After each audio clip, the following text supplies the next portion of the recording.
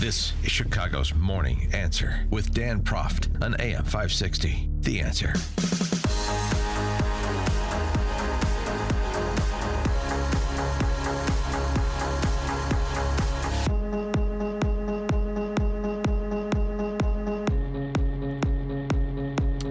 Top of the morning, Dan Proft here. Why is a flat screen TV affordable and a college education is not?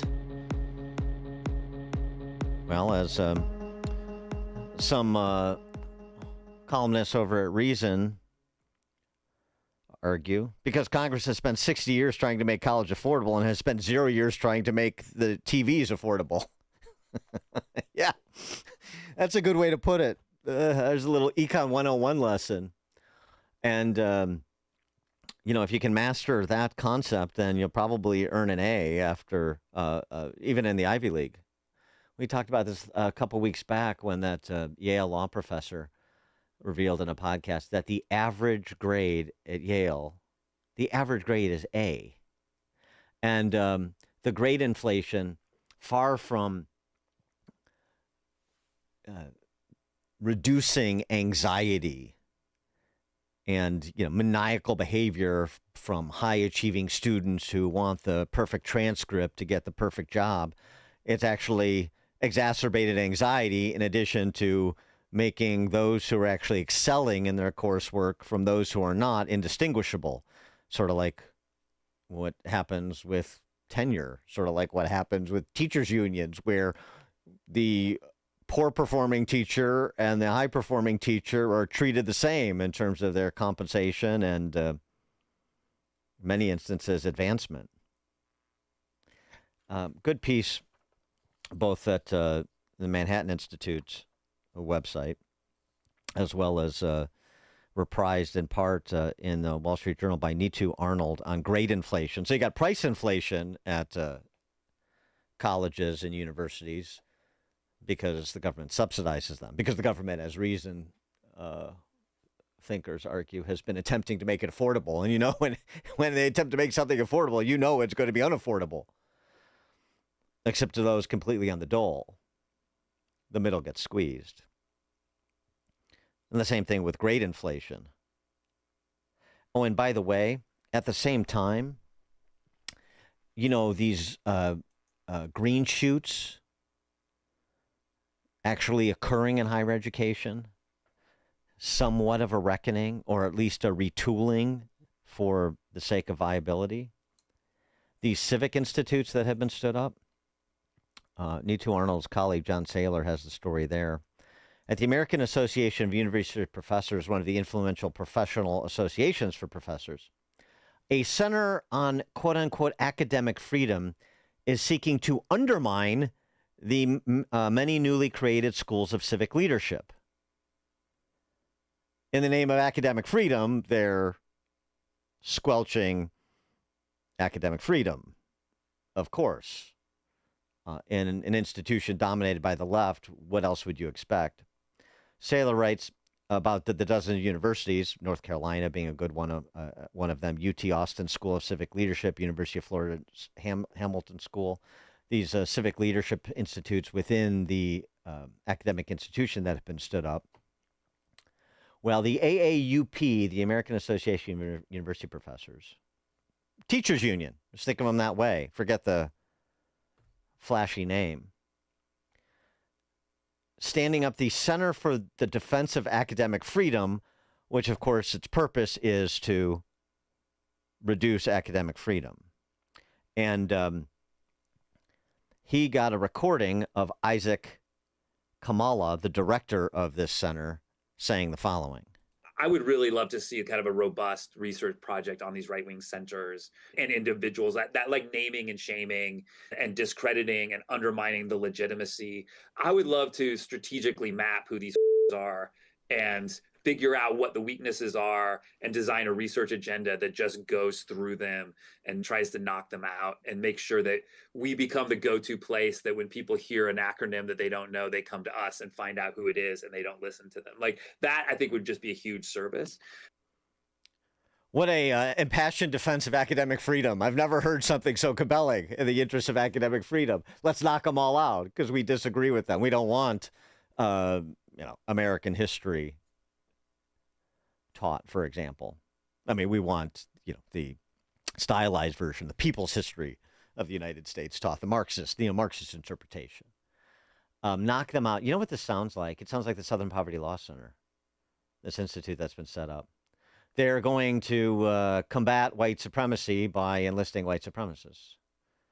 They're going to combat the lack of academic freedom by eliminating academic freedom, squelching dissent on campus. It's remarkable stuff. For more on these related topics, pleased to be joined by the aforesaid Neetu Arnold, Education Policy Researcher at the Manhattan Institute. Neetu, thanks for joining us. Appreciate it. Thanks for having me. So let's talk a little bit about Harvard and the Ivy League. I mentioned Yale, but what you wrote about is fascinating. I want you to tell it since you've done the work. The 2 GPAs at Harvard. Harvard undergrads are now treated to 2 GPAs, the flashy one and then the adjusted one. Explain. Actually, so let me clarify. This is a brand new idea that I've come up with to address. This is your idea. I see. Oh, I see. Yeah. Yeah, well, that would make sense. Why would Harvard do this? It would be undermining the flashy GPAs that the students demand. Yeah, that makes more sense, actually. Okay, I'm sorry. Go ahead. Your idea to demonstrate the absurdity. Yes. Yeah, no worries. So just to explain quickly what Harvard did, they've actually instituted a cap on A's. So they're giving 20% of A's to students. The idea is to reduce grade inflation because right now, 60% of A's at Harvard go to students. Now, we're not necessarily seeing that today's Harvard student is necessarily better than a Harvard student from 20 years ago. Students who are entering Harvard today are struggling to read full passages. That's just one example. We're also seeing professors that have gone more lenient in their grading. Instead of grading students based on the knowledge that they've acquired, they're grading them based on what they can do, like showing up to class and raising their hand, which doesn't necessarily demonstrate mastery of the content. So that's why Harvard has capped their A's. Now, the reason I've come up with a new idea is because the one problem that a lot of universities run into when they're deciding how to address grade inflation is there's often a lot of faculty pushback when you try to mandate grading, and a grading cap is a mandate. It's telling professors how they can grade. And so even when universities recognize the problem of grade inflation, they're often just stuck in the debating phase. And so what I've come up with is it's called the inflation-adjusted GPA. So we're adding 2 overall GPAs on a student's transcript. The first GPA is something that you and I are familiar with, and the second GPA is adjusted based on the median grade in a class.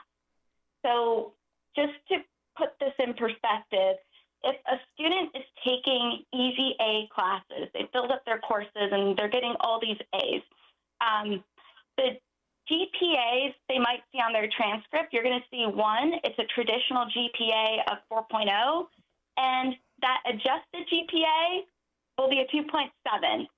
And the idea is that these large differences in the 2 GPAs shows that the student's A is, it doesn't actually mean that they are an A-level student. Yeah, right. I mean, an A in underwater fire safety is not the same as an A in in biochemistry, right? I mean, right. So I get that, but I mean, but you still have the problem just of grade inflation generally, and the idea. I mean, of course, Harvard. Can somebody talk to Roland Fryer over there, or somebody who knows economics? So you're going to essentially impose price controls. You're going to impose price controls to control inflation. Why don't there be sort of a standard of production? And in one class, maybe 20% of the students do earn A's. In another class, maybe it's only 5 or 7%. Or whatever. I just like these artificial, you're capped at this, the floor is that. It all speaks to the same silly thinking about this. And if you tried to advance this like adjusted GPA thing, the American Association of University Professors would immediately put you in one of their gulags, I'm sure. Well, I think one of the key benefits of an inflation-adjusted GPA, it's really a transparency measure. It's not a grading mandate. So this is something professors can decide if they want to adjust their grading based on the standards set by the inflation-adjusted GPA. I think that's a big thing because, again, a lot of grading reforms don't get past the talking stage. This is not a grading mandate, but it is going to give professors the incentive to grade more accurately, because when students see that they could get, a class would be constrained, like the highest they could get on their adjusted GPA is a 2.7 because the professor chose to be an easy grader. Students are not going to like that. And so what you might actually see is that high-achieving students either are not taking those classes anymore, or they're encouraging their professors to grade more rigorously. And so I think this is the way we can turn around the culture on grading leniently. It's about creating the right incentives. Yeah, but what about the quality of you mentioned the quality of the students. The Harvard undergrad is not necessarily any more able than the Harvard undergrad of 20 years ago. What if they're significantly less able? I mean, you see what's going on at Berkeley, I'm sure.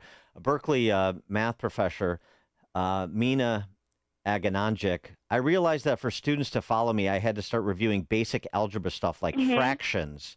The lack of mathematical fluency, she said, extended even to the meaning of equals in an equation. This is a math professor at Berkeley, who's now arguing for a reinstitution of the SATs because it turned out those are pretty good indicators. A Berkeley history professor said he's gone from assigning 100 pages of reading per week to 35. Another said the earliest version of the course he taught required 7 full books, while his most recent iteration exclusively consisted of excerpts from 7 full books to a handful of excerpts. He goes on to say, "We're now reaching a crisis point where if the number of pages goes down further, it's unclear to me whether my discipline of history can really be taught." So what does a grade even mean if you're dealing with students at that level? Well, I think that's an admissions problem. You want to make sure that your universities are admitting students who are meeting the college readiness standards. But I think when we are setting certain standards for grades and also with this inflation-adjusted GPA, what the university is essentially saying is that grades still mean something and it's important. And I think you can still set the standards, but also address admissions, because this really is an admissions problem. Yeah, fair enough. That's true. Neetu Arnold is education policy researcher at the Manhattan Institute. Her piece, Whip Grade Inflation Now, the adjusted for degree of difficulty GPA. I like the idea. Neetu, thanks for joining us. Appreciate it. Yeah, thanks for having me. And you join us on the alphawealthgroup.com answer line. This is Chicago's Morning Answer. Your show keeps me alive during the week. There's nobody I'd rather listen to between 5 and 9 in the morning than you guys. On AM 560, The Answer. Chicago businesses, you can't afford to be down. You don't have time to wait for IT support. You need one company that does IT